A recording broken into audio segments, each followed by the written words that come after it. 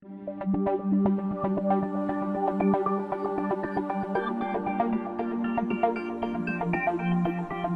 this video, I'm going to be demonstrating how to create your own methods in a Java program and then use them in your main program.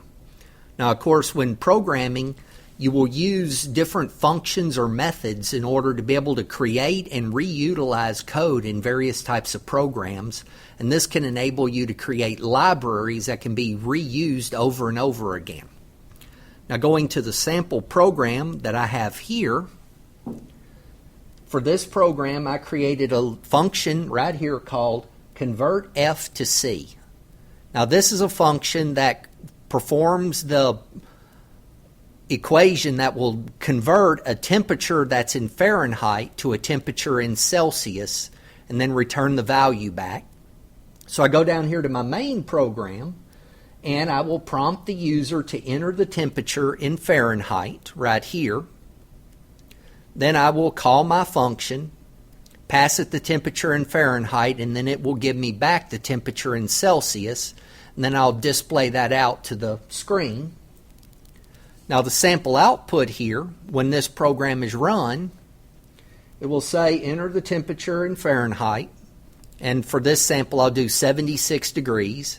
It'll call my function and then return back the value here, which 76 degrees Fahrenheit comes out to 24.44444 degrees in Celsius, and that will be the output of this program. But let's look at what's actually happening. When you're working with a function or a method, in Java's case we're talking about methods, you have parameters that you can pass into the method, and then you have a return value that the method will return back. Now in this program, when I was prompted to enter the temperature, I entered 76 degrees. So right here in my main program, the input I receive here will be the Fahrenheit temperature, right here, FA, and then I will pass that FA to my function right here as a parameter. And up top here, the value of FA gets copied into up here ftemp, and that's what's used in the function up here where I perform the conversion process with ftemp, and I have a value here called ctemp, and then I return that, and right here it shows the return value is going to be of a data type double.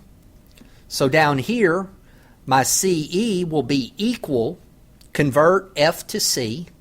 So when I do this return here of ctemp, that value gets copied from ctemp down here into this variable called CE, and then that will be what I display in the output here.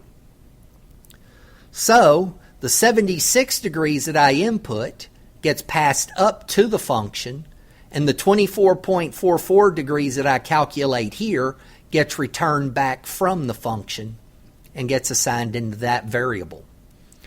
And this is just a simple example of how a function can be passed in a parameter and then return back a return value.